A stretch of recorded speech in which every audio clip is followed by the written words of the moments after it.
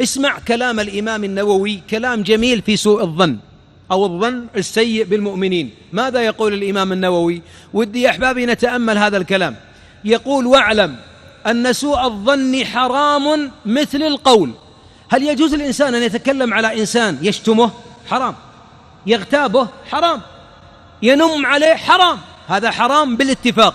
يقول الإمام النووي: حرام أن تتكلم فيه بسوء، وحرام أن تسيء الظن به. فكما يحرم أن تتحدث على غيرك بمساوئ، فإنه يحرم عليك أن تحدث نفسك أيضا بذلك وتسيء الظن بإخوانك. في غيبة اسمها غيبة قلبية، وفي غيبة مقالية، وفي غيبة فعلية. غيبة الفعلية: فلان ايش معنى هذا؟ ولا فلان سمين أو قصير، هذه فعلية. الغيبة القولية: فلان كذاب، فلان بخيل، إلى غيرها. لكن فيها أحيانا غيبة قلبية، وهي أن يجتمع الإنسان مع نفسه ويناظر في واحد خطيب، قال إيه والله من الرياء والنفاق، اللهم صل على يا ابن الحلال، عين خير، سبح، قال أعطى، حط في صندوق أو أعطى فقير، قال إيه عشان الناس وراك، الله أكبر، اللي مهب لله باطل. هو ما نطق بكلمة. واحد ما شاء الله رآه ما شاء الله صلى بنا ثم قرأ فبكى، قال إيه هذه يا مال الشرقة اللي تخليك ما تنطق. ليه يا أبو فلان؟ قال هذه دموع مهيب لله يا شيخ، مع أنه ما تكلم لكن أساء الظن بإخوانه. هذا المريض، هذا فاسد القلب والروح، إذا كثر اجتماعه مع شيطانه في قلبه دون نطق أحرق الشيطان قلبه.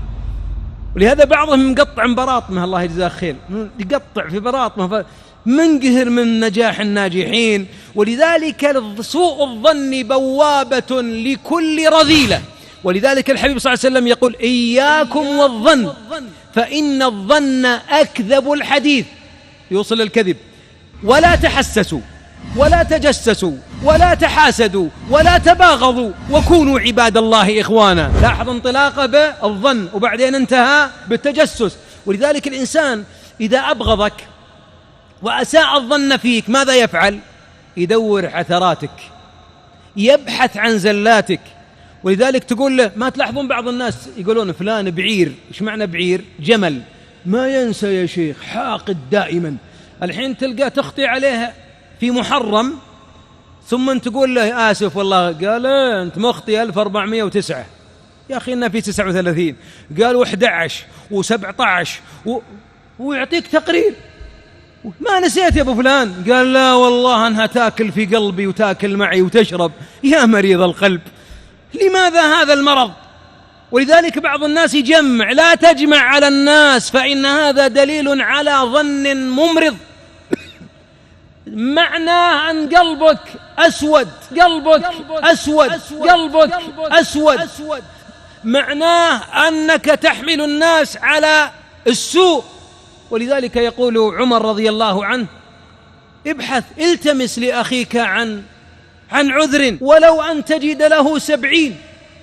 احمل إخوانك على أفضل المحامل. ودائما اللي يفعل الخير يحمل الناس على الخير. ولذا كما قال الإمام النووي: فإنه كما يحرم الكلام في الناس يحرم أيضا أن تسيء الظن بهم.